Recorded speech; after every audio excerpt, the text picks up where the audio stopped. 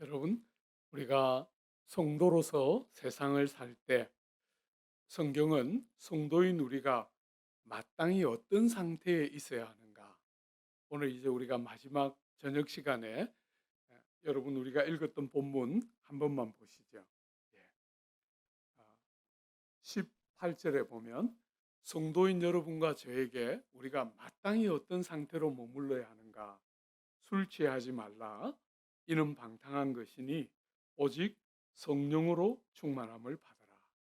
모든 거듭난 성도들에게 우리가 첫날 저녁에 보았죠. 그죠? 첫날 저녁에 우리가 보기를 아버지의 약속하신 것을 기다리라. 이렇게 말씀하셨잖아요. 아버지가 약속하신 대로 요엘이 예언한 것과 똑같이 약속하신 성령이 성도들 위해 임하는 것. 그것이 우리가 사도행전 2장의 내용이었죠. 그죠? 약속하신 성령이 오신 거니까. 이제부터 신약 시대를 사는 모든 진실한 성도들은 성령이 오시도록 또 기다릴 필요가 없이 오셨으니까. 그죠? 이제는 기다리는 것이 아니라 오신 성령님이 우리를 충만하게 다스리고 이끌어 가도록 성령이 충만함을 받는 것이 신약을 사는 모든 성도들에게 당연한 바로 요청되고 있다는 거예요. 그러니까 어떤 특별한 몇 사람에게만 성령의 충만이 오는 것이 아니라 모든 보편적인 진실한 성도들의 삶의 방식은 성령이 충만함을 받는 것이에요. 여러분, 아, 먼저 성령이 충만함을 받는다라고 말할 때 이게 지금 무슨 표현인가? 여러분이 한번 주목해서 한번 보셔야 돼요.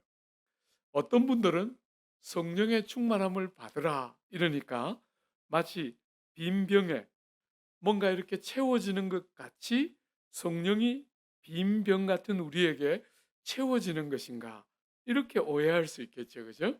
예. 여러분 그건 아니죠. 왜냐하면 성령님은 인격체세요.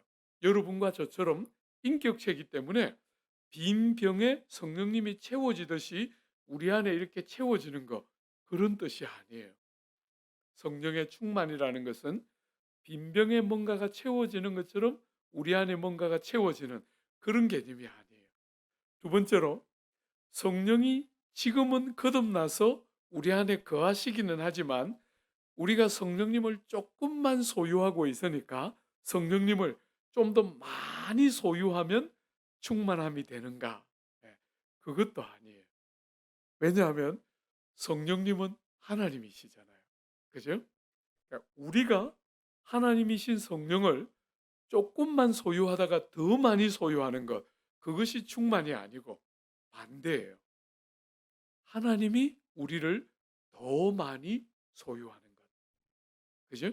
우리가 성령님을 더 많이 소유하는 게 아니라 성령님이 우리를 더 많이 소유하고 우리를 더 많이 다스리는 것. 이것이 오늘 본문이 성령으로 충만함을 받으라 할 때 내용의 핵심이에요. 그러니까 우리 성령 하나님이 여러분의 삶에 많은 부분들을 다스리도록 여러분과 저를 내어드리는 것이 성령 충만이라는 말의 핵심인 거죠.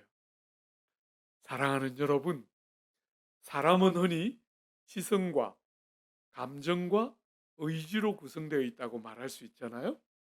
우리가 하나님의 성령이 우리를 다스릴 때 우리의 지성만 다스리지 않고 여러분이 예수 믿을 때 깨달음이 오는 거거든요. 우리가 예수를 믿지 않을 때 몰랐던 지각이 생기게 돼요.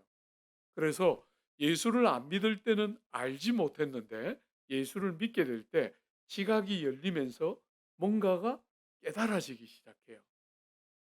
그래서 도저히 우리가 정서적으로 감당이 안 될 것 같은데도 깨달아지는 그 깨달음이 우리를 조금씩 조금씩 각성시키면서 조금씩 조금씩 바뀌어가는 거예요.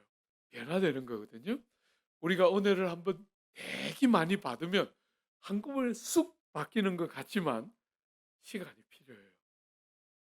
우리가 원하는 만큼 잘 안 바뀔 때가 있죠. 그죠? 그래서 한 번씩 사람들이 낙심해요. 그런데 전혀 그럴 필요 없어요. 하나님은 아들 하나님을 우리를 위하여 십자가에 죽도록 내어 주셨잖아요. 그죠? 값이 완전한 값이 이미 치루어졌기 때문에 그 값을 치른 결과가 여러분과 저에게 안 나타나면 안 되는 거죠.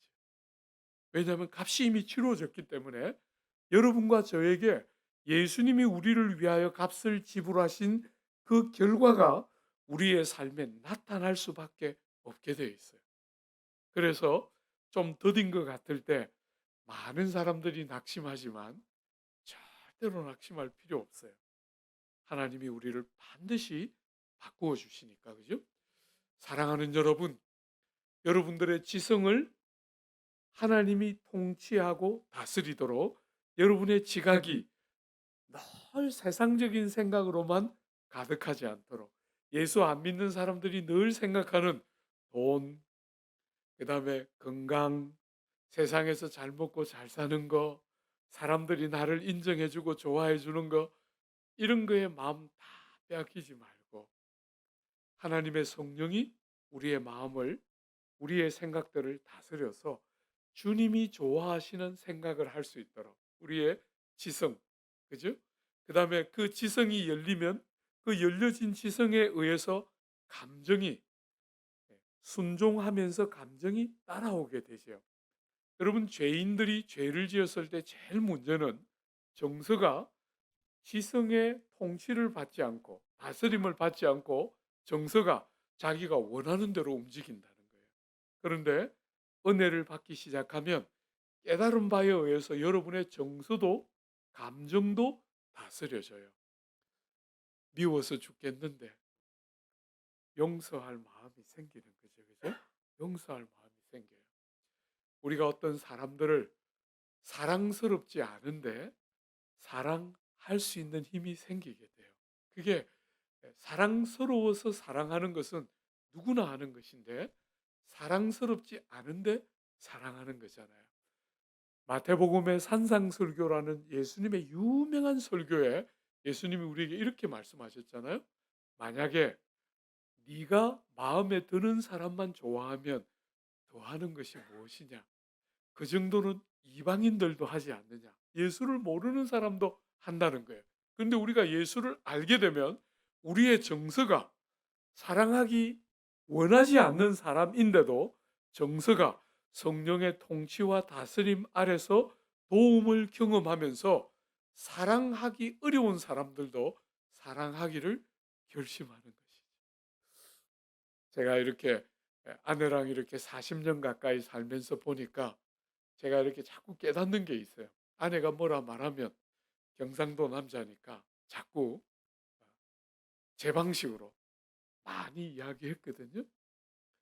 그러니까 문제가 풀리는 게 아니고 문제가 더 꼬이더라고요. 저는 여기서부터 이렇게 설명하면 될 줄 알았는데 여성들은 설명해 가지고 되지가 않더라고요. 예. 열심히 설명을 잘했는데 단어 하나를 제가 잘못 썼어요. 그러면 그때부터 올스톱이에요. 그래서 제가 빨리 사태를 수습하려고 "미안해. 그 단어 내가 취소할게. 여기서부터 다시 하자." 그러면 집사람이 "이제 끝났어. 나는 이제 더 이상 말하고 싶지 않아." 얼마나 답답한지. 여기서부터 진짜인데 이제 올스톱인 거예요. 사랑하는 여러분, 남자와 여자가 얼마나 달라요.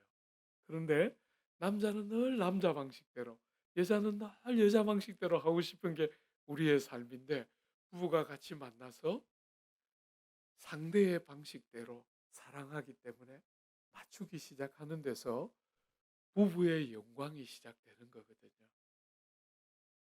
안 지고 이기기만 하면 바보예요. 남자든 여자든 그렇게 하면 안 돼요. 사랑하기 때문에 지는 것이지요. 사랑은 지는 거예요. 언젠가부터 깨달아지니까 아내가 뭐라 말하면 제가 네 합니다. 아, 절대로 아내가 뭐라 하는데 그게 무슨 뜻인가요? 이렇게 묻지도 않습니다. 알았습니다.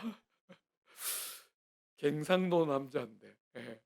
여러분 제가 늘 농담으로 남자는 뭘로 만들었지요? 흙으로 만들었어요. 그죠? 예, 톡이에요, 톡이. 여기서 이렇게 떨어지면 와장창 깨져요. 여자는 뭘로 만들었죠? 여자는 빼로 만들었어요, 빼. 예. 그죠? 예. 서울 사람들한테 이렇게 말하면 좀 어려운데 여러분들은 다 알아듣잖아요. 그죠? 남자들은 빼로 만들었어요. 그래서 본 차이나요. 재질이 다릅니다. 그러니까 남자들은 여기서 떨어지면 와장창 깨지는데 여자들은 여기서 떨어지면 어떻게 돼요? 예. 예쁜 소리를 탁 내면서 살아 있어요, 그대로. 그래서 제가 늘 남자들에게 말해요. 재질이 다르다. 달라들면 안 된다. 못 이긴다, 그 싸움은. 예. 네 하고 말을 들으면 된다. 제가 늘 말하는데 남자들이 특별히 우리 경상도들은 잘 안 돼요. 음. 네, 가능하면 아내한테 네 하고 말 잘 들어요. 예. 아내가 하는 말이 틀린 말이 없어요. 예. 그냥 네 하고 들으면 돼요. 예. 그런데 그냥 토를 달다가 늘 그냥 안 되는데 토를 달아요. 그죠? 예. 어쨌거나 여러분 우리의 이 감정이 우리가 깨달은 바를 행하지 못하도록 만드는 연약한 부분이 있는데 하나님의 성령의 도움을 받으면 이 정서가 깨달은 진리에 순종하는 일들을 하면서 조화로움이 생기는 거예요. 사람이 조화롭지 못한 것은 정서가 지성이 우리를 다스려야 하는데 정서가 지성의 통제를 받지 않기 때문에 이렇게 삶이 어려운 것이거든요. 머리로는 충분히 동의하는데 삶이 안 따라주잖아요. 그죠? 정서가 잘 못 따라줘요. 그럴 때 은혜의 성령님이 우리의 삶을 딱 조화롭게 다스리기 시작하면 정서가 깨달은 지각에 순종하는 것을 배우게 돼요. 그러면 지성이 움직이고 정서가 움직이면 여러분의 의지가 함께 움직이게 되는 것이 이게 원래 하나님이 사람을 창조할 때의 질서예요. 그래서 여러분들이 하나님의 성령으로 충만하다 할 때 지성과 정서와 우리의 의지가 하나님의 완전한 통치 혹은 하나님의 더 충만한 소유가 되도록 우리의 생각을 내어드리고 우리의 정서를 내어드리고 우리의 의지를 하나님께 맡겨서 복종하는 그래서 하나님이 더 많이 우리를 다스리도록 하는 것 이것이 성령의 충만이라는 말의 내용이에요. 이렇게도 표현할 수 있겠죠? 제가 이렇게 보면 우리 조국 교회 성도들은 예배당에 딱 오면 믿음으로 살려고 하는 것 같아요. 시간이 시간이 안 그런 사람도 간혹은 있어도 대부분은 예배당에 딱 오면 성도답게 살아야지 이런 결심을 딱 하는 것 같아요. 그런데 많은 경우에 집에 딱 가면 아내를 대하고 남편을 대하고 자녀를 대하고 부모님을 대할 때 성도답지 않을 때가 있어요. 그러면 안 되죠. 그죠? 우리가 예배당에서 하나님을 예배하고 나면 우리의 그 하나님을 예배하면서 경험한 은혜가 드러나는 현장이 어디죠? 가정과 일터여야 해요. 여러분, 여러분의 아내와 남편은 여러분의 자녀와 부모는 여러분의 신앙의 바로메타 같은 거예요. 내가 예수 제대로 믿는가 하는 것은 여러분이 아내에게 어떤 말을 하고 있는지 남편에게 어떤 말을 하고 있는지 보면 알 수 있어요. 예배당에 와서 기도를 너무 간절히 열심히 하고 갔다. 그것도 신앙에 굉장히 중요한 너무너무 중요한 요소지만 여러분이 그렇게 기도를 많이 하고 은혜를 듬뿍 받으면 집에 가서 아내와 남편을 대하는 자세가 달라야 돼요. 죽게 하듯이. 죽게 하듯이. 다른 그래서 여러분들의 신앙생활이 예배당에만 머물러 있지 않고 가정에도 여러분의 신앙생활이 적용되고 드러나도록 하나님이 여러분에게 주신 너무너무 귀한 일터에도 여러분들이 하나님을 사랑하고 이웃들을 사랑하는 중심이 묻어나는 일터가 돼야 그게 진짜 예수 믿는 거거든요. 그런 신앙을 하나님은 기대하는 것이에요. 그래서 하나님의 성령이 충만하다 할 때는 예배당에서만이 아니라 여러분의 가정과 여러분의 일터에서도 그분의 다스림이 여러분에게 더 많이 나타나서 말이나 여러분의 생각이나 여러분이 다른 사람을 대할 때나 그 모든 자세에 하나님을 인정함이 더 많아지는 것. 이것이 성령의 충만함을 받으라 하는 말의 내용이에요. 예배당에 와서 정말 열심히 했는데 집에 딱 문 열고 들어가는 순간에 다 쏟으면 안 됩니다. 무슨 말인지 알겠죠? 여러분의 아내와 남편에게 어떻게 하느냐가 너무너무 중요한 주제고, 여러분의 일터에서 안 믿는 사람들을 어떻게 대하는가. 그저 일터가 돈 버는 도구에 불과하면 절대로 안 돼요. 여러분 일터는 하나님을 사랑하고 이웃을 섬기는 현장이에요. 그렇게 성령의 도움으로 여러분이 예수 믿는 표시가 일터와 가정과 교회에 같이 묻어나는 것. 이것이 성령의 충만함을 받으라 할 때의 내용입니다. 여러분 하나 더 보셔야 돼요. 오늘 이 본문에 성령의 충만함을 받으라 하고 명령되고 있어요. 그죠? 여러분이 그렇게 해도 되고 안 해도 되는 것이 아니라 성령의 충만을 받으라 하고 명령하고 있는 거예요. 이것은 선택 사항이 아니라 모든 성도의 일반적인 상태가 성령 충만한 상태여야 함을 보여주는 거예요. 여러분과 제가 성령이 충만한 것은 특별하게 부흥회를 마치고 나서 1시간, 저 예배당 문을 열고 나가기 전에 30분, 이게 아니라는 거예요. 여러분의 정상적인 상태가 성령이 충만하게 여러분을 다스리도록 명령되고 있어요. 근데 하나만 더 생각해 보세요. 여러분이 본문에 한글 성경은 분명하지 않은데 원문은 수동태예요. 수동태. 성령의 충만을 받으라 하고 수동태입니다. 나중에 우리가 설교를 마칠 때쯤 요약하면서 한 번 더 볼 텐데, 사랑하는 여러분, 어떻게 성령의 충만을 받을 수 있다는 말이에요? 능동태로 여러분이 뭘 하면 받아지는 것이 아니고, 수동태로 하나님이 허락해 주셔야 성령이 충만하게 함을 받을 수 있다는 거예요. 너무너무 중요한 주제죠. 그죠? 여러분들이 저기 계신 성령님을 손으로 딱 잡으면 성령이 충만해지는 게 아니고, 여러분들이 그 성령 하나님이 여러분을 충만히 다스리도록 기도하고 아뢰고, 하나님이 그 기도를 듣고 좋아하실 때 그런 성령의 충만함이 우리의 삶에 임하게 되는 수동태로 명령되고 있다. 사랑하는 여러분, 성도들은 그런 면에서 철저할 만큼 하나님께 의존되어 있던 존재예요. 여러분과 저는 사실은 할 수 없는 일이에요. 엄격하게 말하면. 그분이 도와주지 않으면 못하지요. 제가 이제 주일마다 4번 설교를 하거든요.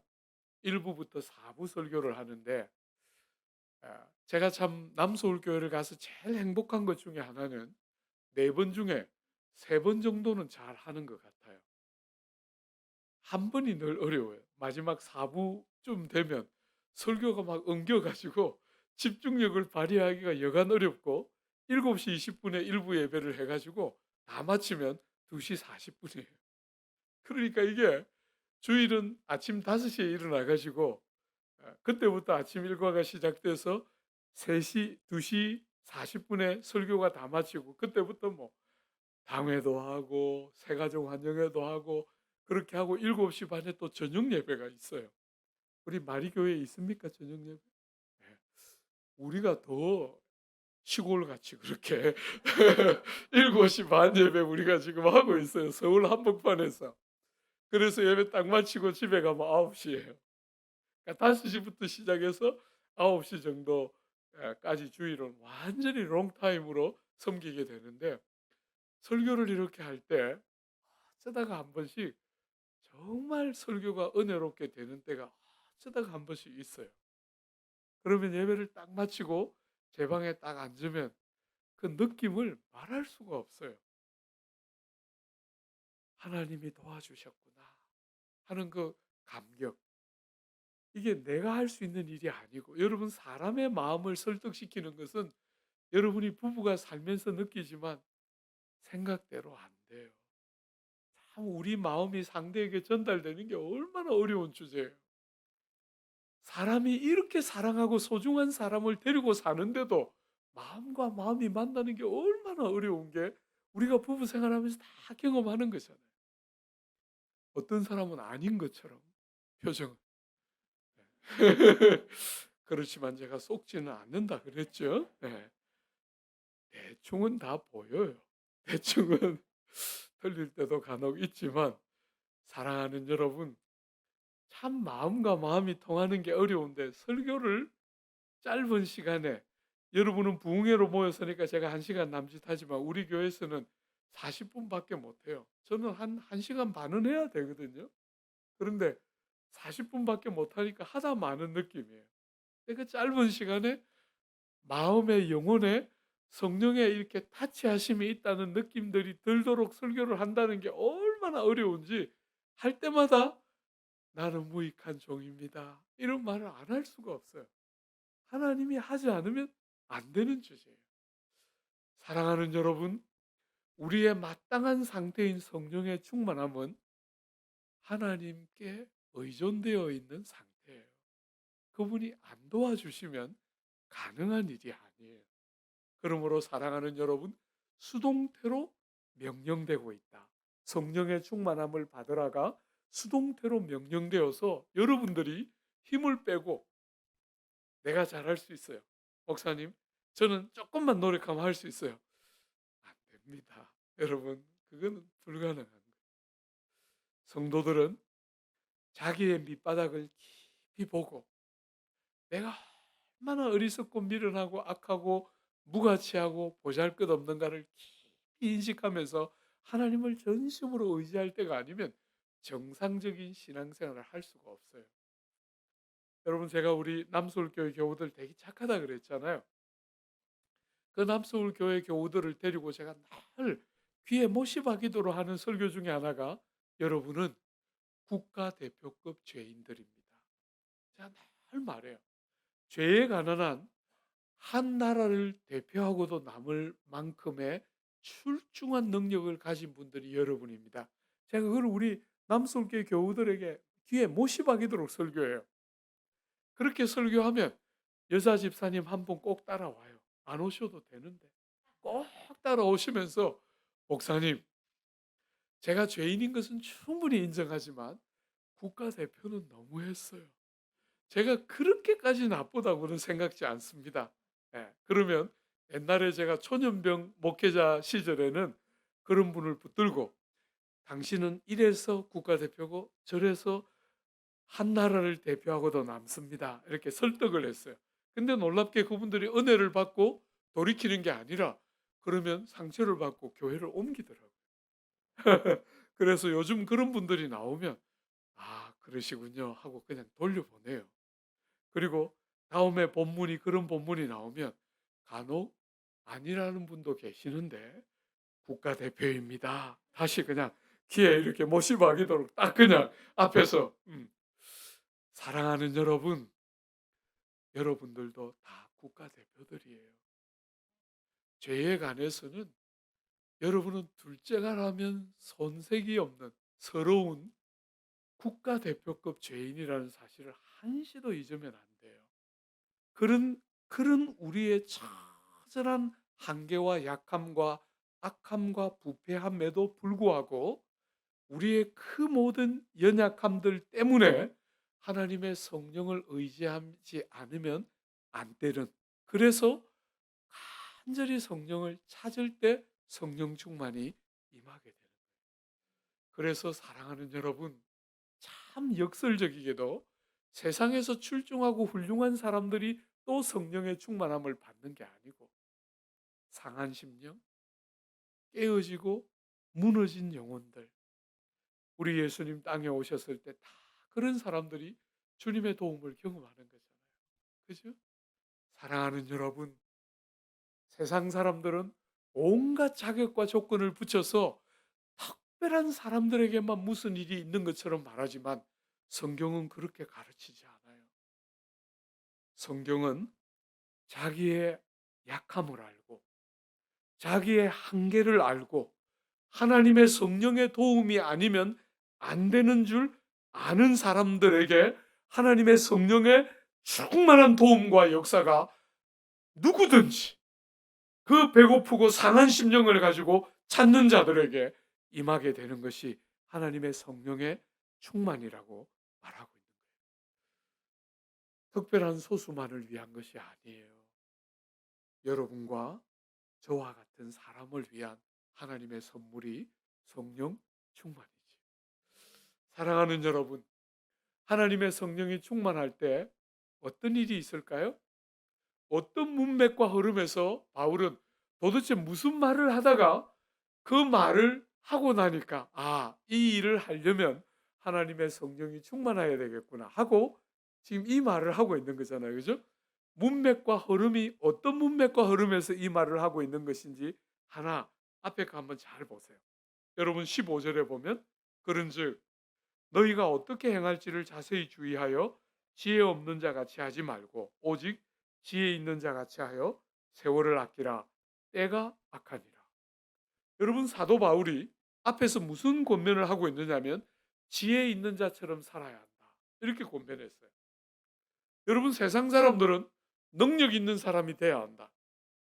아주 유명하고 모든 사람들이 인정할 만한 탁월한 사람이 돼야 한다. 이렇게 가르치지 않습니까?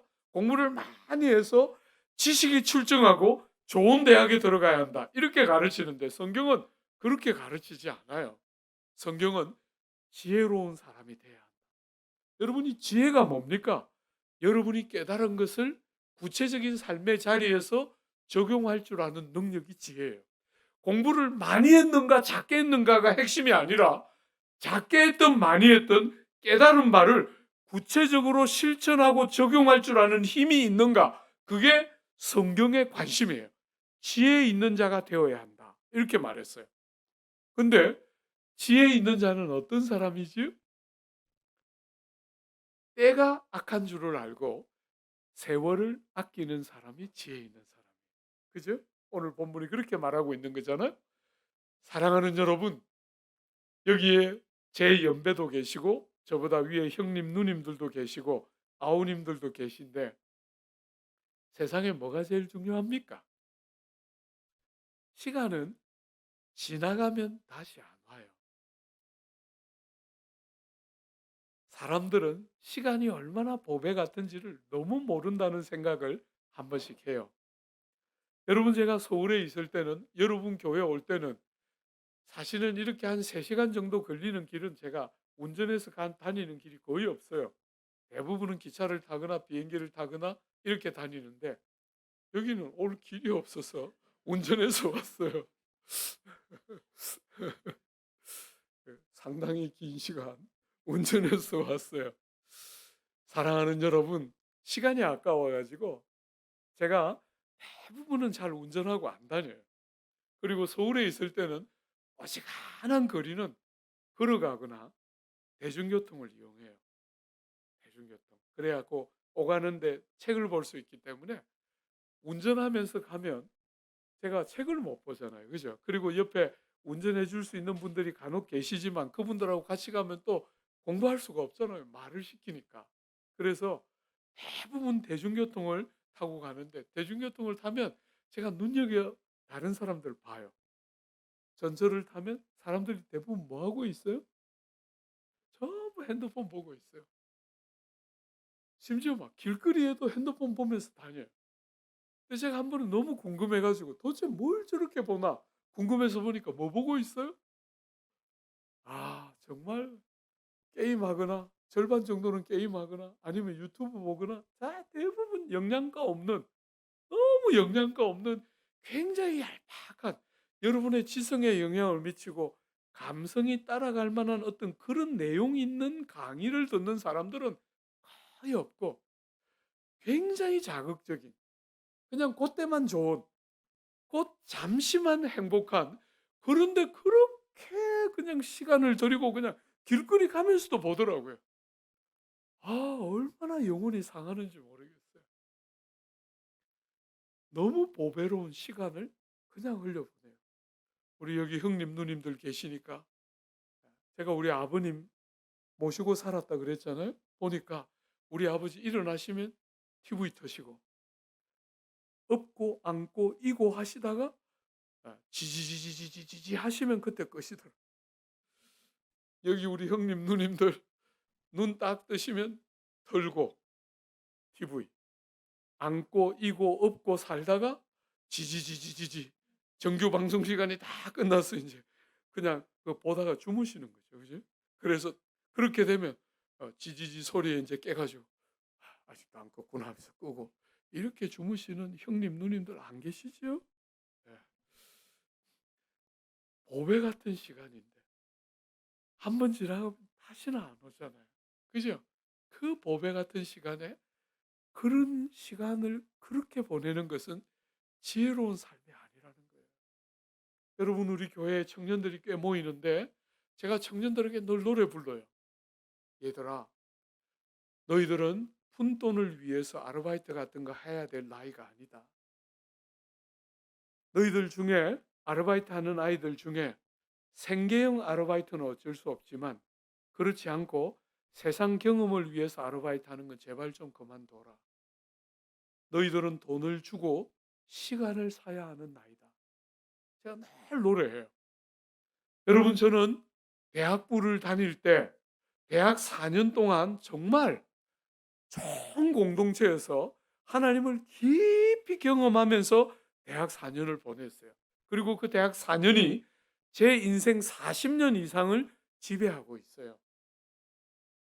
사랑하는 여러분, 그렇게 젊은 시절을 보냈기 때문에 정말 무수한 젊은이들이 교회 바깥에서 주님과 아무 관계없이 20대, 30대 그 황금 같은 인생의 세월을 남은 생애 40년, 50년을 지배하는 그 결정적인 시간을 엉뚱한데 세상을 배우고 돈 맛을 들이는데 시간을 보내는 것을 저는 견딜 수가 없어요. 그래서 우리 청년들이 절대로 아르바이트 하는 거 저는 기뻐하지 않아요. 돈을 주고 시간을 사서 하나님 앞에 최대한 많은 시간을 내어드리고 내가 어떤 존재인지 왜 하나님은 나를 이렇게 빚어놓았는지 왜 하나님은 그런 부모와 그런 환경 안에서 나를 길러 놓으셨는지 하나님 앞에 여쭙고 하나님이 나보고 뭘 하라 그러시는지를 고민하고 듣고 그렇게 해야 될 그 결정적인 시간을 전부 세상에 빠져서 돈 버는 이야기 그저 남들보다 한 걸음에도 앞서가는 이야기 그런 쓸데없는 이야기에 에너지를 다 쏟는 그 젊은이들을 보면 가슴에 막 불이 붙어요. 사랑하는 여러분 한 번밖에 안 오는 이 짧은 인생길을 뭐 하면서 보내고 있습니까? 저도 어지간히 젊은 나이에 20대 초반에 예수님 인격적으로 만나서 그때부터 지금까지 40년 넘는 세월을 게으르게 보내지 않았어요. 나름 몸부림치면서 살아왔는데 돌아보니까 벌써 60이 넘었고 인생을 뭐 하며 살았나. 정말 최선을 다해서 사노라 살았는데 문득 인생이 바람을 잡는 것 같다. 이런 생각을 정말 하게 돼요. 최선을 다하면서 살아왔는데도 인생이 바람 같고 정말 뜬구름을 잡는 것 같은 연약한 이 인생길에 여러분들은 뭘 보고 뭐에 시간을 들이며 세상을 살아가고 있습니까? 세월을 아끼는 지혜로운 삶이 여러분의 삶 맞습니까? 아니면 그저 시간이 그냥 흘러가고 있습니다. 금방 시간이 지나서 60이 넘고 저도 이제 금방 다음에 언제 여러분들을 볼지 모르지만 70이 될지 모르겠어요. 그죠? 그리고 제가 영국 생활 7년 하는 동안 제일 영국 사람들에게 부러웠던 것은 그 그 머리가 옐로우 머리, 노란 머리가 나이를 먹으면 실버로 바뀌는데 제가 그 실버 너무 좋아했어요. 저도 그 실버 헤어 좀 갖고 싶은데 저는 생기기 전에 다 떨어지고 있어요. 얼마나 아쉬울지 모르겠어요. 여기 우리 누님들 형님들 보니까 막 실버가 막 찬란한 분들 정말 너무 부러워요.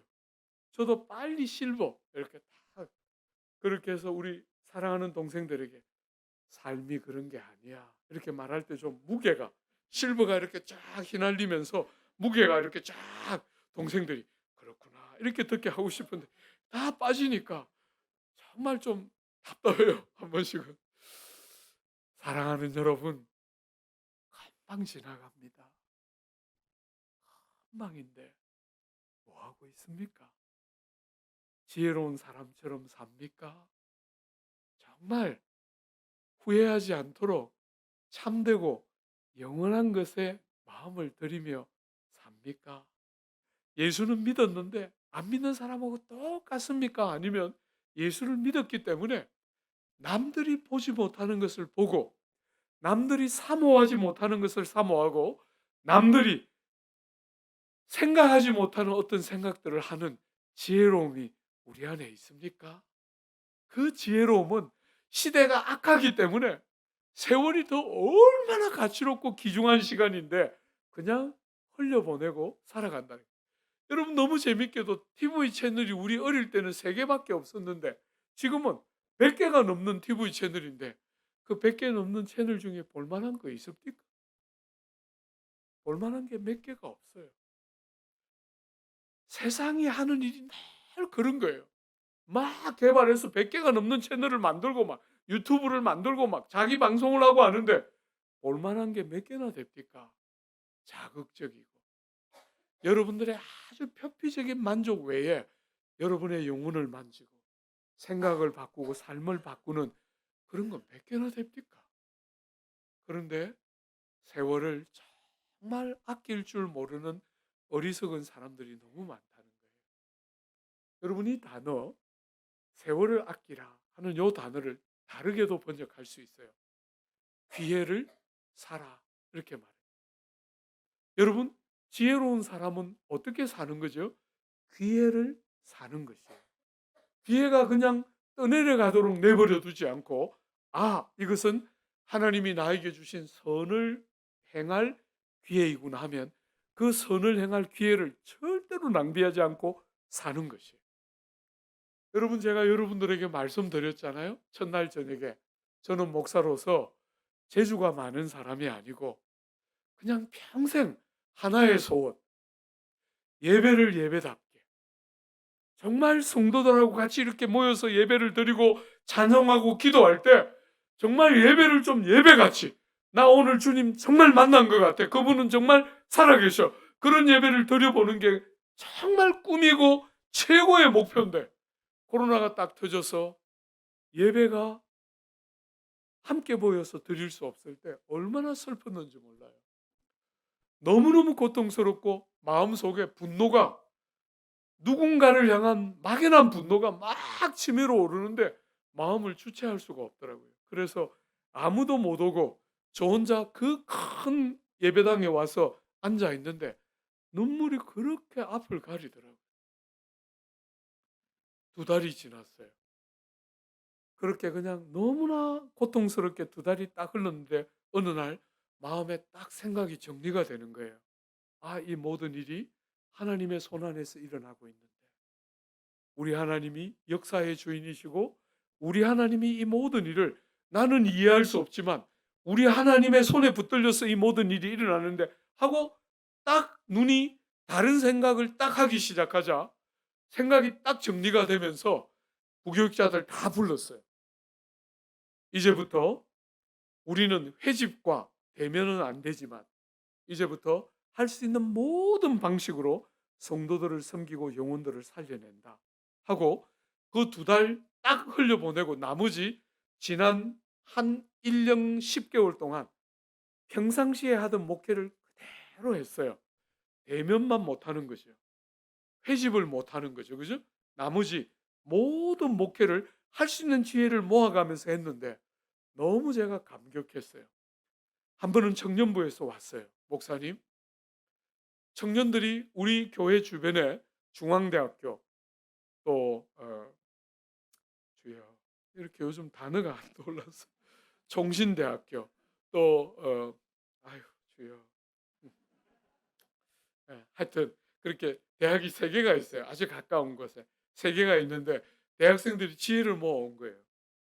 식당이 학생들이 안 오니까 식당이 다 문을 닫고 그냥 죽겠다고 소리치는데 이 아이들이 그걸 보고 온 거예요.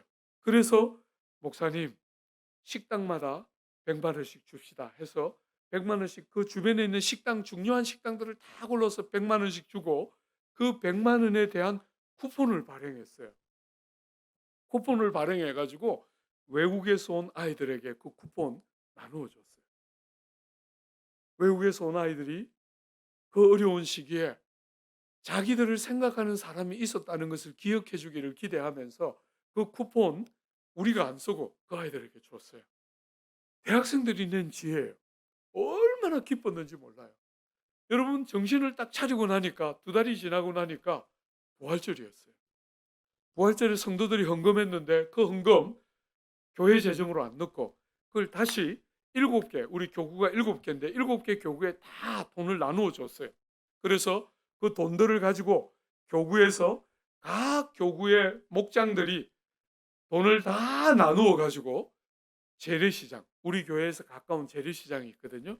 거기 가서 물건을 다 샀어요. 절대로 깎지 말고 그분들이 달라는 대로 다 주고 그렇게 해서 재래시장을 섬기고 물건을 다 사서 그 산 물건을 어떻게 했냐면 패키지를 다 해가지고 박스에 다 사가지고 우리가 섬기던 기관들, 우리가 이제 기관들을 늘 방문했는데 방문 못 하잖아요. 방문 못 하는 대신 그들이 필요한 리스트를 우리가 다 작성해가지고 그거 재래시장 가서 다 사서 패키지에 다 담아서 그분들에게 다 보내줬어요. 다 보내. 시골에 있는 교회, 또 여러 장애인 시설 이런데 우리가 직접 가지는 못하지만 할 수 있는 일을 부지런히 찾아서 했어요. 그러고 나니까 우리 교회 제일 젊은 장로님, 50대 젊은 장로님이 하루는 저에게 찾아와서 말했어요. 목사님, 우리가 교회에 돈 좀 풉시다. 예, 교회 재정도 어려움들이 왜 없었겠어요, 그죠? 그런데 우리 교회 재정 좀 써야 되겠습니다. 그래서 뭐 하고 싶습니까? 하고 물었더니 그 소상공인들을 돕는데 장로님 지혜가 떠올랐다는 거예요. 우리 교회 주변에 있는 소상공인들 좀 찾아서 우리 교회도 돈 좀 주자고 그렇게 이야기하셔서 예산을 꽤 적지 않은 돈을 편성해 줬어요. 그랬더니 이분이 온 교우들에게 광고하셔서 사람들을 추천을 받았어요.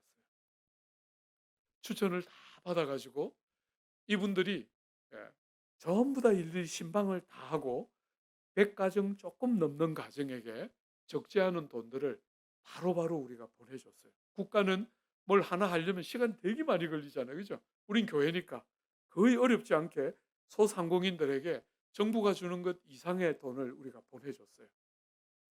100가정 남짓 보내줬는데 이 장로님이 또 왔어요. 목사님, 우리가 그 이제 소상공인들에게 도왔기 때문에 등록증이 있는 사람들만 도왔는데 이분이 돕다 보니까 등록증이 없는 사람들 중에 정말 도와야 될 사람들이 있더라는 거예요.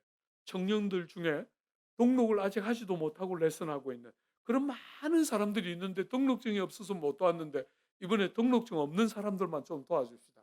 그래서 다시 예산을 적지 않은 예산을 또 편성했어요. 100몇 가정을 또 선정해서 돈을 보내줬어요.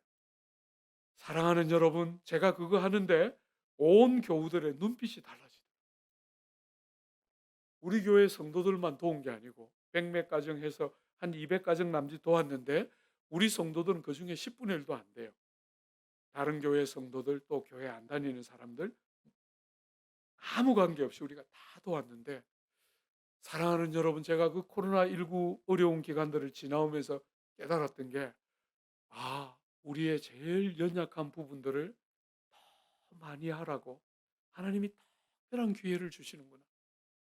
코로나19 때문에 온 조국 사회가 얼어붙었는데 그럴 때 물밑에서 부지런히 우리가 움직여서 지금까지 교회가 많은 좋은 일들도 해왔지만 그것에 그치지 않고 이 일을 어려운 사람들을 섬기고 상처받고 고통에 있는 이웃들을 찾아내고 돌아보고 섬기고 사랑하는 절호의 기회를 우리에게 주시는구나 하고 코로나19가 다른 눈으로 딱 들어오니까 너무너무 감격적인 거예요. 선을 행할 수 있는 절호의 기회를 주신 거죠.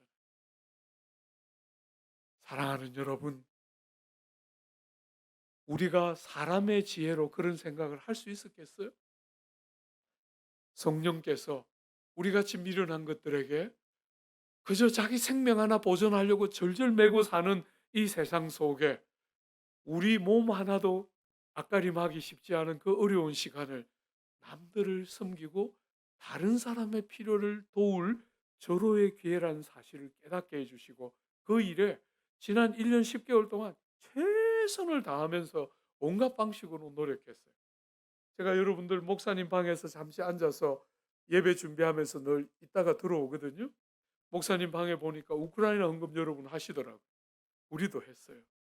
그래서 적지 않은 돈을 15개 교회, 서울에 있는 15개 교회가 마음을 모으고 힘을 합해서 한국의 대표적인 15개 교회가 모여서 돈을, 적지 않은 돈을 모았어요. 그래서 7억 정도를 우크라이나에 보내줬어요. 거기에 야전병원 하나 우리가 세웠습니다. 그 야전병원 하나에 필요한 돈 7억을 다 보내줬어요. 사랑하는 여러분, 세상은 그저 자기 한 생명 유지하고 지탱해내는데 절절매지만, 여러분과 저는 이럴 때 다른 생각을 하는 것이요. 그죠? 그저 우리 몸 하나 안전하게 지키는 수준이 아니라 그저 예배를 모여서 드리려고 몸부림치고 하는 것에 그치지 않고 어떻게 하든지 간에 지혜롭게 선을 행할 기회를 살 줄 아는 지혜를 가지고 하나님이 주신 기회를 절대로 흘려보내지 않고 선을 행할 기회로 선용하는 다른 눈들이 열리는 것이 여러분과 저에게 필요하고, 그 일은 하나님의 성령이 도울 때 가능한 거예요.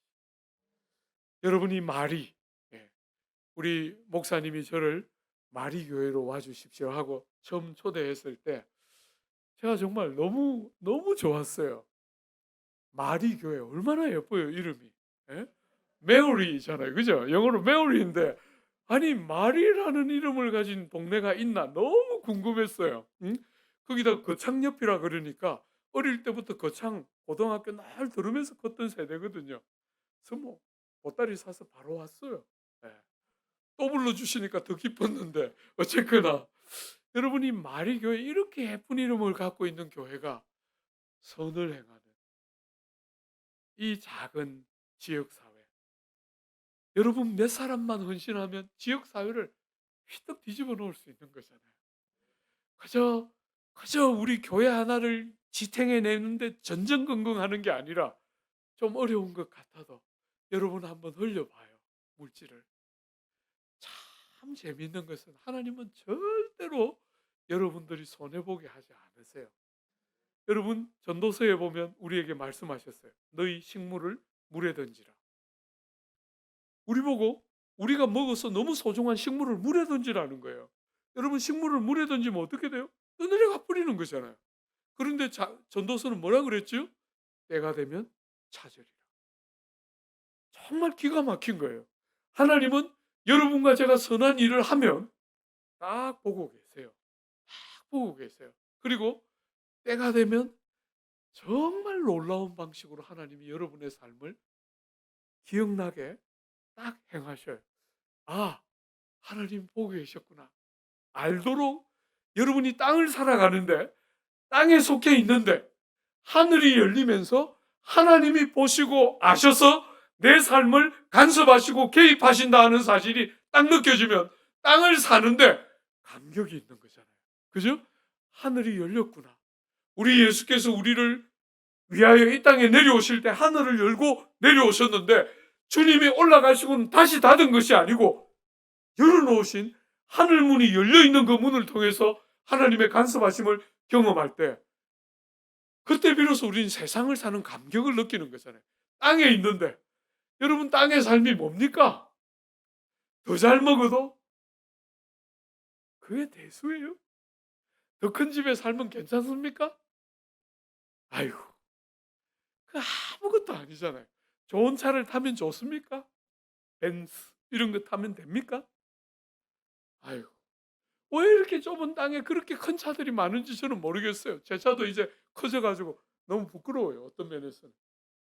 사랑하는 여러분, 땅에 있는 것들은 전부 해보면 잠시 좋을 뿐이에요. 근데 하늘이 열리면 그건 달라요. 그건 달라요. 땅을 사는 맛이 달라지는 거잖아요. 그죠? 지혜로운 자의 삶. 세월을 아낄 줄 알고 하나님이 주신 기회를 선용할 줄 아는. 여러분, 어떤 면에서 이제 엔데믹을 향해서 나가잖아요. 아직도 끝물이 남아 있잖아요. 시간이 다 가기 전에 여러분들이 섬기고 사랑하고 세우고 붙들고 지지하고 살려내야 될 이웃들을 돌아보고 세우는 일들, 교회에 주신 최고의 기회지요. 선을 행하고 기회를 선용할 줄 알고 기회를 절대로 흘려보내지 않는 지혜로운 삶. 그게 하나님의 성령이 충만할 때 일어나는 너무나 중요한 세상과 다른 삶이죠. 여러분, 그런데 사실은 더 중요한 것은 그 다음에 나와요. 한번 보세요.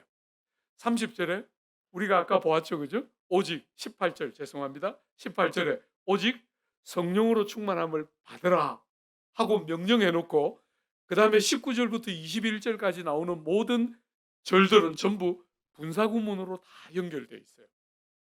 네 개의 분사구문. 하나님의 성령이 충만할 때 네 개의 분사구문으로 연결되어서 어떤 일이 일어나는지를 보여주고 있어요. 한번 보세요.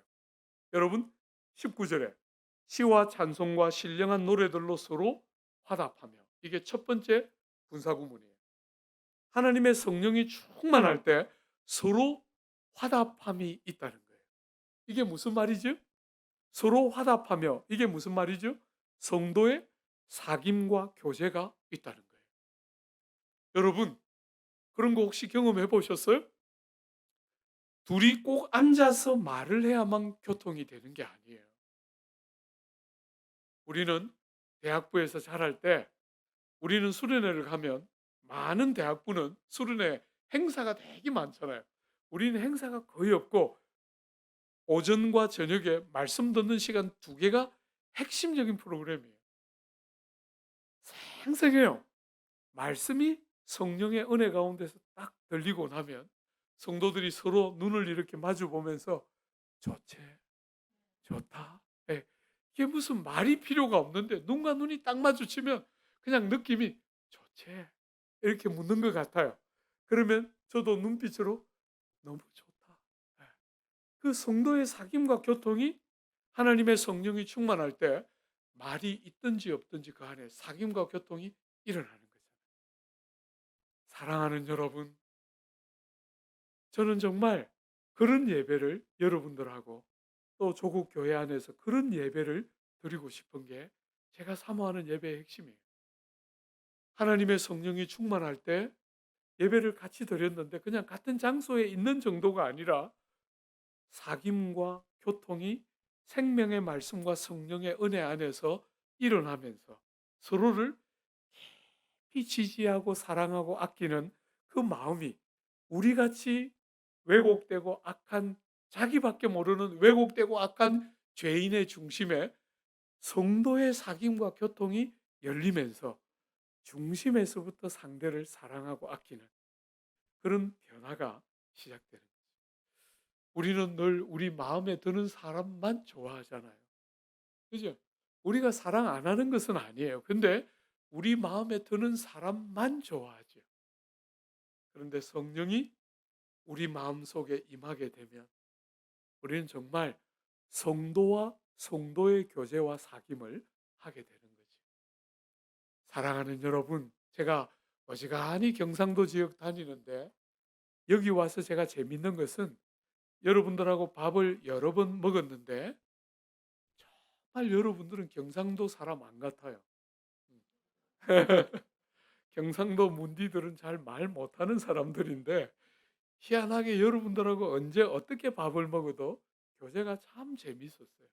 그리고 아무도 스스럼 없이 그냥 썩썩썩썩 하는데, 서울에 제가 가면요, 우리 사역자들이 꽤 수가 되는데 제 옆에 가능하면 안 앉으려 그래요. 약간 부담스러운 사람인 것 같아요. 우리 권사님들도 그러고 장로님들도 그러고 성도들이 제 옆에 잘 안 오는데 제가 여러분들하고 밥 먹을 때 보면 다 제 옆에 잘 앉고 말도 막 얼마나 잘하는지 때로는 제가 말할 틈도 없더라고요. 예. 사랑하는 여러분, 여러분들이 가진 큰 장점이에요. 거기에 하나님을 사랑하기 때문에 하는 성도의 사귐. 그죠? 여러분들이 이미 더 좋은 자질을 갖고 있지만 예수 때문에 하는 성도의 사귐과 교통. 그것은 하나님의 성령이 우리에게 충만할 때 첫 번째 특징이죠. 두 번째 한번 보세요.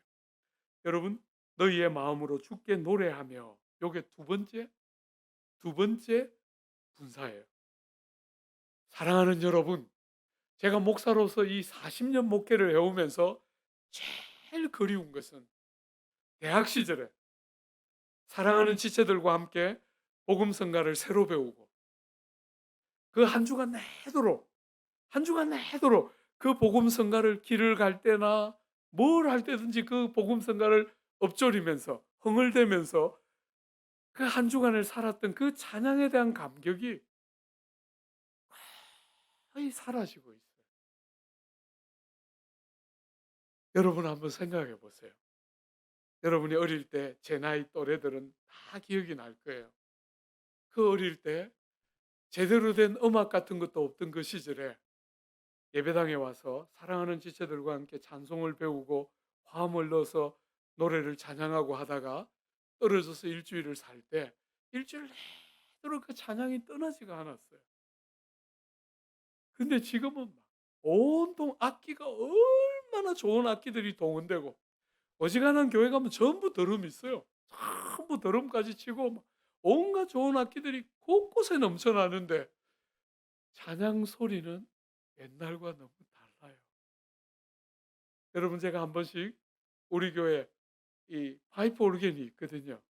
우리 홍정길 목사님, 일대 목사님이 음악을 좋아하는 어른이셔서 파이프 오르겐을 심어 놨어요. 그 조그만 교회에. 너무 답답한데 한 번씩 제가 그 올겐하고 반주 전부 멈추고 목소리로만 찬양하자 할 때가 있어요. 왜냐하면 성도들 소리가 너무 안 들려서 예배를 드리는데 성도들의 목소리가 안 들리는 찬양 시간이 얼마나 많은지 모르겠어요. 너무너무 아픈 거 있죠.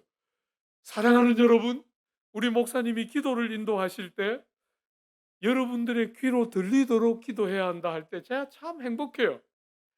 여러분들의 귀로만 들리지 않고 여러분 옆에 있는 사람들이 여러분이 기도하는 걸 듣고 기도를 배우도록 그렇게 서로를 통해서 배워야 하는데 어느 순간부터 우리는 그런 거 다 잃어가고 있어요. 악기 소리는 점점 커져가고 있는데 노래 소리가 현저하게 없어지고 있어요. 여러분 요즘은 한국 K-팝이 세계를 지배하는 대세잖아요. 우리가 어릴 때는 팝송과 샹송과 이런 것들이 대세였던 시대를 살았는데 요즘은 K-팝이 세계를 지배하는 시대인데 정작 교회는 찬양이 너무너무 마음 아플 만큼 찬양의 감격들이 거의 쇠하고 사라지고 있어요. 여러분 제가 그 자랐던 대학부에 서울대 피아노과를 다녔던 누님이 계셨는데 인상적이에요. 너무너무 제가 잊을 수 없어요. 피아노를 잘 치는 것은 말할 것도 없지만 예배를 딱 마치고 나면 그 피아노 건반이 흥건했어요. 감격이 있었던 거죠. 그죠? 그 반주를 그렇게 하니까 듣는 영혼들이 살아나는 거죠. 우리 교회에 악기하는 사람들 상당히 많거든요. 제가 그 악기하는 아이들을 늘 불러놓고 이야기해요. 얘야, 목사님이 너한테 기대하는 것은 세계적인 기악 연주자가 되는 게 아니고 사람들의 영혼을 만지는 기악 연주자가 되는 거다. 네가 세계적인 사람이 되든 아니면 평범한 사람이 되든 그것은 하나님이 주시는 분기세에 따라 다를 수 있지만 내가 꼭 너가 되기를 원하는 것은 너는 사람의 영혼을 만지는 그런 연주자가 되기를 기대한다. 여러분 우리가 예수 믿는 사람으로서 그거 하는 게 우리 진짜잖아요. 그런데 어느 순간부터 그런 거 다 상실되어 가는 거 보게 돼요. 찬양을 감격스러워하는 우리 사랑하는 아들과 딸들을 만나기가 얼마나 어려운지 모르겠어요. 사랑하는 여러분, 왜 케이팝만 그렇게 흘러야 합니까? 복음성가와 우리가 그렇게 사랑하는 찬양이 우리의 뱃속에서부터 우리 사랑하는 자녀들이 어려서부터 화음을 맞추어 가면서 부르고 목이 터져라 주님을 노래하는 그 찬양은 왜 이렇게 자꾸 줄어가고 있는지 모르겠어요. 여러분이 아까 성가대 할 때 제가 깜짝 놀랐어요. 예. 이 조그만 교회에서 상당한 수준의 음악을 선보이셨는데 어쨌거나 성가대만 노래를 잘하는 교회가 아니라 여러분이 찬양을 사랑하고 하나님께 노래하고 그 노래가 여러분들의 예배를 더 예배답게 만들어내고 하나님의 성령이 더 여러분들의 예배를 축복하는, 그래서 노래가 살아나고 예배의 감격이 회복되는 일들이 하나님의 성령이 충만할 때 우리에게 일어나는 일이라는 거예요. 노래의 재능은 출중해지고 있는데 찬양의 스피릿들이 사라지는 너무너무 고통스러운 이 시대에 하나님의 성령의 도움으로 노래하는 일이 가능한, 시간이 많이 가서 마지막 하나만 생각해 볼까요? 사랑하는 여러분, 하나님의 성령이 충만할 때 네 번째 분사구문, 그게 어떤 면에서 제가 여러분들하고 오늘 밤에 나누고 싶은 핵심 중에 하나예요. 한번 보세요. 네 번째, 세 번째는 20절에 나오는 감사하며, 그게 세 번째 분사구문이라면 네 번째 분사구문은 21절에 나오는 그리스도를 경외함으로 피차 복종하라. 이 복종하라가 네 번째 분사구문이에요. 사랑하는 여러분, 여러분과 제가 성령이 충만할 때 우리에게 일어나는 중요한 마지막 네 번째 결과가 무엇입니까? 서로 복종하는 거예요. 이것을 제가 좋아하는 표현으로 바꾸면 서로 종노릇하는 것이죠. 교회가 뭡니까? 교회는 누가 높은지를 자랑하는 곳이 아니에요. 그건 세상이잖아요. 세상은 누가 높은가, 누가 더 훌륭한가, 누가 더 잘하는가, 누가 더 출중한가, 누가 더 탁월하고 누가 더 비범한 사람인가, 이런 것들에 다 초점을 맞추는 게 세상인데, 여러분과 제가 하나님의 성령이 충만할 때 우리는 어디에 초점을 맞춥니까?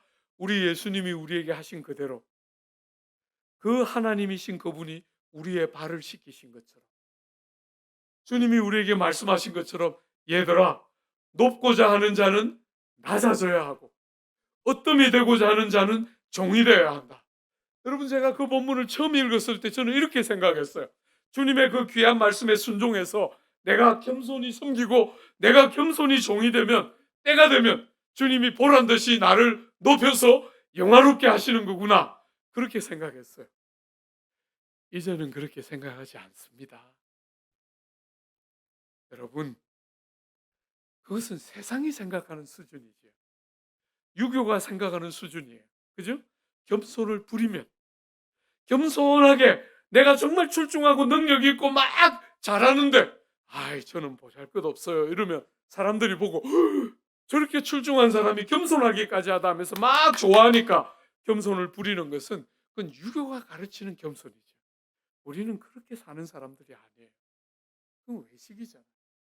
사람들이 알아줄 것을 기대하고 겸손을 부리는 것은 기독교의 미덕이 아니에요. 그건 거짓말이고 외식이죠. 하나님 앞에 그건 누더기 같은 거예요. 그걸 하나님 왜 좋아하시겠어요? 그죠? 그런 게 아니고 왕이, 만왕의 왕이 우리를 위하여 종이 되시고 만왕의 왕이 우리를 위하여 죄를 지시고 십자가에 달려 죽는 종교가 기독교잖아요. 세상은 전부 왕이 되고 싶어 하잖아요. 어뜸이 되고 싶어 하고 다 대통령 하고 싶어 하고 다 지도자 되고 싶어 하고 전부 그렇게 사는데 왜 그렇게 세상이 왜 그런 거 좋아하지요? 왕이 되면 남들이 못 먹는 음식을 먹고 남들이 못 들어가는 집에 가서 살고 남들이 못 누리는 특권들을 누리고 남들이 못하는 모든 것들을 다 특권적으로 누리기 때문에 사람들은 다 높아지고 싶어요. 그런데 사랑하는 여러분, 그런 세상에 우리 왕은 당신이 대신 죽어서 종들을 살리는 왕이 오셨어요. 그렇기 때문에 우리는 겸손을 부리는 사람이 아니고 세상과 다른 질서를 따라 사는 사람들인 거죠. 전부 다 어뜸이 되려고 하는 세상 속에 우리는 종이 되려고 하는, 사람들의 발을 씻기고, 할 수만 있다면 우리가 전하는 예수가 조금이라도 묻어나는, 세상이 생각하는 그런 위대한 예수가 아니라 그 예수는 하나님의 아들인데도 위대하기를 거부하고 여러분과 저의 죄짐을 지고 십자가에 달려 죽으신 예수님처럼 사람들의 발을 씻기고 사람들의 눈물과 질고를 대신 지시고 당신이 우시고 당신이 고통당하심으로 우리를 기쁘게 하시고 우리를 살려내시고 우리의 유익을 위하여 당신의 영광을 깨뜨렸던 주님을 믿는 백성들이기 때문에 우리는 다름이 뭔지를 아는 거잖아요. 종이 되려고 하고 낮아지려고 하고 다른 사람보다 더 나아지는 게 아니라 남들이 나 때문에 더 나아지면 그게 우리의 기쁨이고 감격이지. 부탁합니다. 여러분, 이 권면을 하고 피차 종로로 타라 이렇게 권면하고 그 뒤에 22절부터 6장 초반부까지 에베소서의 말씀은 전부 뭡니까? 관계에 대한 이야기입니다. 아내가 남편을, 남편이 아내를 어떻게, 부모가 자식을, 자식이 부모를 어떻게, 고용주가 피고용인을, 피고용인이 고용주를 어떻게, 전부 관계에 대한 이야기를 하고 있어요. 오늘 우리가 사는 이 현 시대의 가장 큰 질고는 관계가 다 깨어지고 있는 거예요. 관계가. 여러분, 영국에 7년 살면서 한국 땅에 얼마나 오고 싶었는지 몰라요. 왜냐하면 영국에 있으니까 너무나 많은 게 좋은데, 너무나 많은 것을 배우고 너무나 행복한데 결정적으로 관계가 다 깨어져서 부모와 자식의 관계, 부부의 관계 다 깨어져 있는 그 시대를 바라보면서 너무너무 고통스럽고 한국 사회가 얼마나 그리웠는지 몰라요. 자식을 위해서 아직도 희생할 줄 아는 부모가 있고 남편을 위해서, 아내를 위해서 기꺼이 자기를 희생할 줄 아는 부부관계가 아직도 살아있는 이 조국 땅에 빨리 와서 영국의 그 문화가 한국 땅으로 들어오기 전에, 유럽의 문화가, 미국의 문화가 한국 땅으로 들어오기 전에 여러분, 미국에 있는 어지간한 초등학교에 부모가 다 자기 부모인 아이들이 하나도 없다는 거잖아요. 미국에 있는 대부분의 초등학교에 부모가 다 자기 부모인 아이가 아무도 없다는 거잖아요. 둘 중에 하나는 갈라져서 이혼하고 아니면 아예 둘 다 자기 부모가 아닌 경우가 허다한, 관계가 다 무너지고 깨어진 그 어리석은 시대의 문화가 조국 땅으로 흘려 들어올까 싶어서 얼마나 조국 땅에 빨리 오고 싶었는지 몰라요. 그리고 들어왔는데 너무나 상상도 못할 만큼 짧은 시간에 서구화되어 가는 조국 사회를 너무 고통스럽게 보고 있어요. 우리가 더 훌륭한데, 우리가 더 성경에 가까운 것인데 왜 우리가 그런 흉내를 내야 되는지 저는 모르겠어요. 우리 선배님들이 한 번씩 저보고 말해요. 목사님, 자식도 돈 있어야 자식이지 자식도 돈 없으면 부모를 얕잡아보고 아무렇게나 대합니다. 제가 그분이 무슨 말을 하고 싶어 하는지는 충분히 이해가 되지만 제가 손을 꼭 잡고 말했어요. 그런 가정을 진짜 기대하시는 겁니까? 그런 가정을 정말 기대하시는 것입니까? 자식들이 돈 때문에 부모를 공경하는 그런 걸 진짜 기대하시는 겁니까? 제가 정색을 하고 묻었어요. 세상의 정신은 얼마나 미련한지 한번 보십시오. 이런 세상 한가운데를 뚫고 만왕의 왕이 종이 되는 기독교가, 사랑하는 여러분, 여러분과 제가 하나님의 성령이 충만할 때 주님의 마음이 우리의 마음이 되어서 전부 높아지고 싶어하고 전부 힘있기를 원하고 전부 돈 가지고 이렇게 저렇게 자랑하고 싶어하는 이 세상에 종이 되고 섬기고 희생하고 남들을 나보다 더 우선적으로 생각하고 배려하고 남들이 잘 되기를 원하는 다른 질서를 알고 사는 다른 사람들, 그들이 교회고 그들이 성도들이고 하나님의 성령이 충만할 때 여러분들이 가는 곳마다 깨어진 관계들이 살아나는 그 영광과 복락이 여러분들을 통해서 조국 땅으로 흘러가게 되는 것이죠.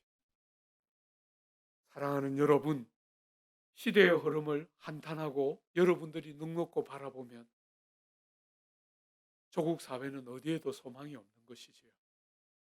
여러분들이 지혜로운 자처럼 하나님의 성령의 충만함을 받아서 우리의 본성을 넘어서는, 세상의 정신은 말할 것도 없거니와 우리의 본성을 넘어서는 성령이 주시는 예수의 마음을 품고 정말 귀한 사람들을 나보다 더 낫게 여기면서 서로 종이 되기를 힘쓰고 노력하는 예배 공동체, 교회 공동체가 회복될 때 우리는 비로소 세상의 아픔을 치료하는 하나님의 복의 근원과 통로로서의 역할과 영광을 회복하는 것을 보게 될 겁니다.